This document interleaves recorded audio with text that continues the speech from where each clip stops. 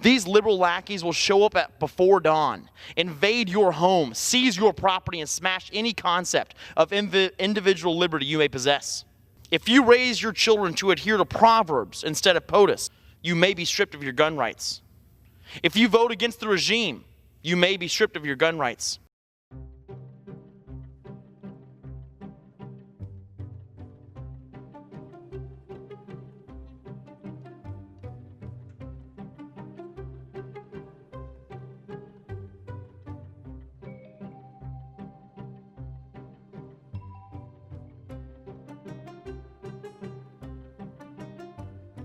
Make no mistake, red flag laws will be used to flag those who vote for freedom, strip them of their right to self-defense, and empower faceless bureaucrats to dole out or to not dole out the right of self-defense to a downtrodden and oppressed class of citizens. They will be weaponized to demonize and destroy political dissidents in this country. If you raise your children to adhere to Proverbs instead of POTUS, you may be stripped of your gun rights. If you vote against the regime, you may be stripped of your gun rights. If you refuse the medical decisions pushed by the regime, you may be stripped of your gun rights. We are very near this government becoming the exact reason our founders penned the Second Amendment. Not to hunt deer, but to defend against tyranny or invasion. Red flag laws sound harmless on paper. We all want to keep firearms out of the hands of dangerous people. Remember who the government says that you are. The CDC has labeled you a national security problem for protecting your health.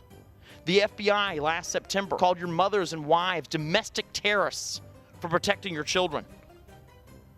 A House committee labeled half the country as coup sympathetic just a few weeks ago. The same faceless fact checkers who censor your speech will seize your sovereignty, come to your front door, and they won't be coming with a clipboard and a smile.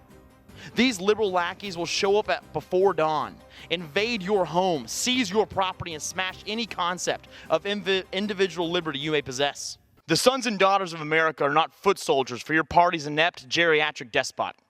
They are not expendable pawns to be dispatched at the whims of an idiot, tossed carelessly around the world to godforsaken caves and bloody sandboxes.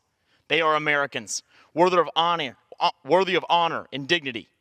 The only salute from them Joe Biden deserves involves one finger. Watch what happens to the January 6th prisoners. They will become a nationwide template for what the regime will do to all of us. MAGA fighters in Congress are in the way of their agenda, so they've come for us first.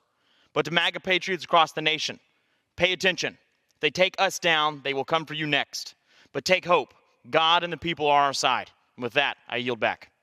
Senators are reminded to refrain from engaging in personalities towards the President of the United States. You have a Polaroid camera and you snap a beautiful picture and the gray photo prints out the front. You hold it and shake it, waiting for the picture to appear. But suddenly someone walks by and snatches your photo, ripping it to shreds. You're stunned. You cry, "Why did you destroy my picture?" The person replies, "Oh, it wasn't a picture. It wasn't fully developed yet." One day, perhaps when science darkens the soul of the left, our nation will repent. But until then, the carnage of this unconscionable deed will stain the fabric of our nation. I hope that the Supreme Court overturns Roe v. Wade. I hope that we stop the genocide of abortion in this country.